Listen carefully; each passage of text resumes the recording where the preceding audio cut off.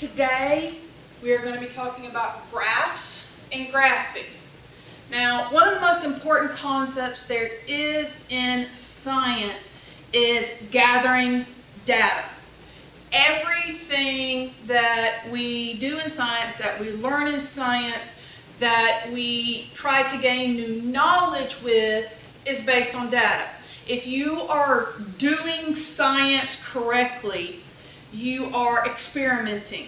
When you experiment, you follow the steps to the scientific method, which we will be talking about starting next week. Those steps lead you to gather data about the experiments that you are performing as you try to learn things. Now, when you gather data, a lot of times that data generates massive amounts of numbers. And you have to organize all those numbers into data tables. But even organizing your numbers into data tables still can leave these massive sets of numbers that are just huge. Some experiments can last years. Can you imagine gathering data for years and creating data tables that carried years worth of numbers, and then trying to look at all those numbers and trying to make sense of what they mean? Well, to help us out, we take all of that data and we create graphs with it. Graphs allow us to look at data and much more quickly see what it's telling us. We can see if things are actually getting better quicker or if things are getting worse quicker. We can see how much of something in percentages. Data turned into graphs is just much easier to understand. And so it is very, very important in science to be able to take data and turn it into those graphs, and to understand what kind of graph is best for each type of data. The other thing we want to be able to do in science is read graphs. If we're looking at that graph, what is it telling us about the data? So today it's graphs and graphing. All right? There are three basic types of graphs, and that's what we're talking about today. And hopefully you've dealt with these a little bit. I know you talk about them some in 6th grade. I feel pretty certain that you were introduced to them even in elementary school. So the first one is a line graph. Now, line graphs are used to track changes over different measurements, okay, such as time. Now, for example, you might see how much something is growing over a year's period. So how big is it in January? How big is it in February? How big is it in March? And then you can plot the height, January, February, March, April, May, and see that change in the height over time, okay? But not just time. There's a lot of other things that you can use, okay? This is over time, the example here, but you can do also things like how much oxygen is there in the atmosphere at different elevation. So if you're at sea level, how much oxygen is there?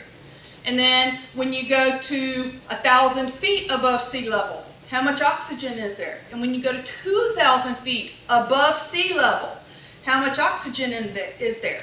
And when you graph that, the change in the amount of oxygen over different elevations. That would also be a line graph. So changes over different measurements, okay? So you can also do more than one group on a single graph, like the example shows you, okay?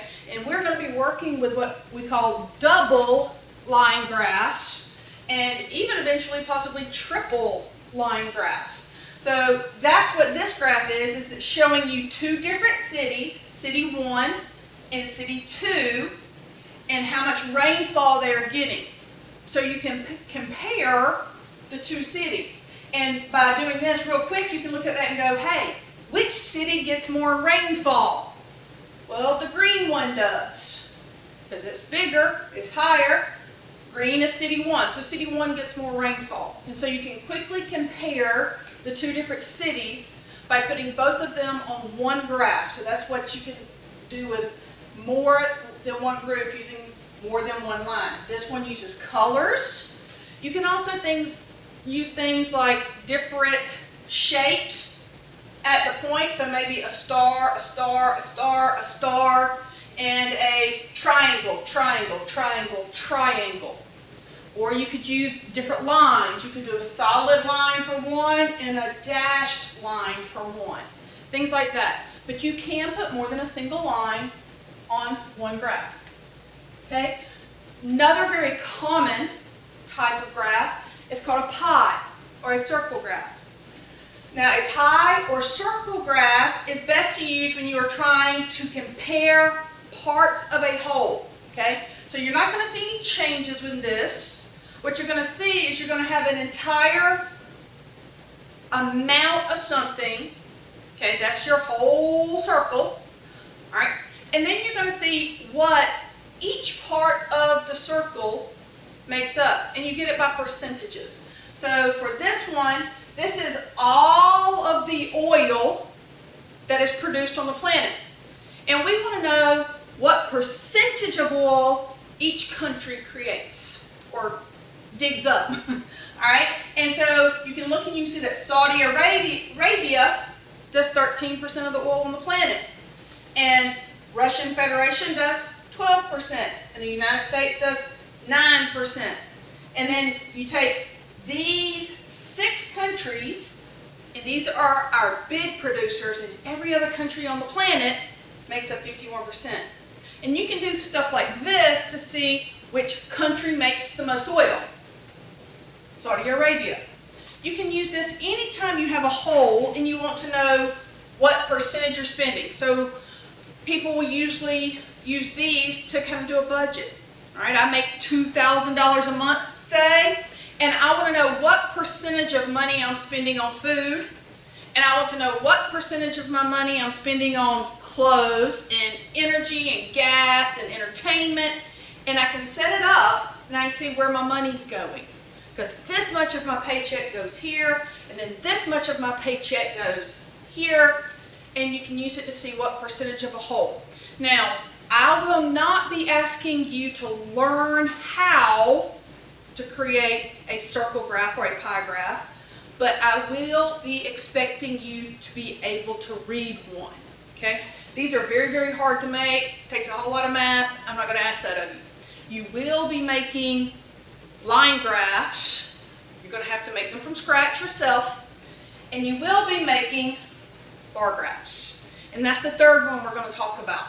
The bar graphs are best to use if you want to compare single points of data between different groups or to show counted data.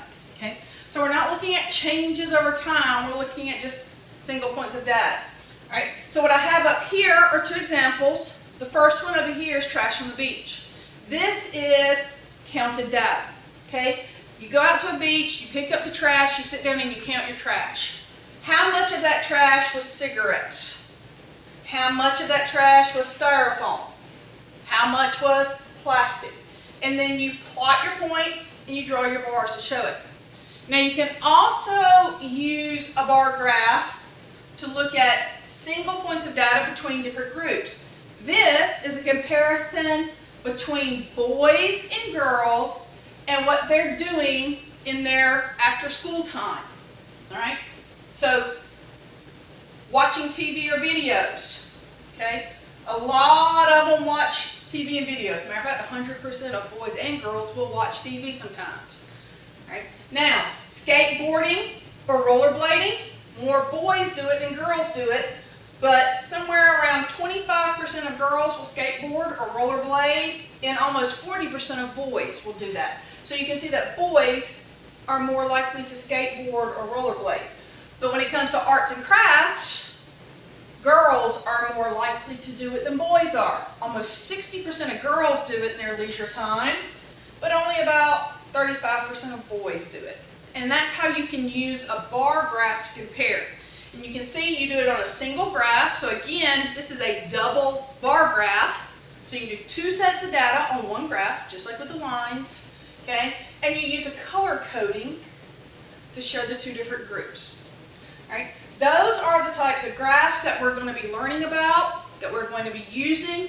You are going to be making bar graphs and line graphs. You're going to have to be able to read circle graphs. So hopefully, if you have any questions about that, you'll feel free to ask me.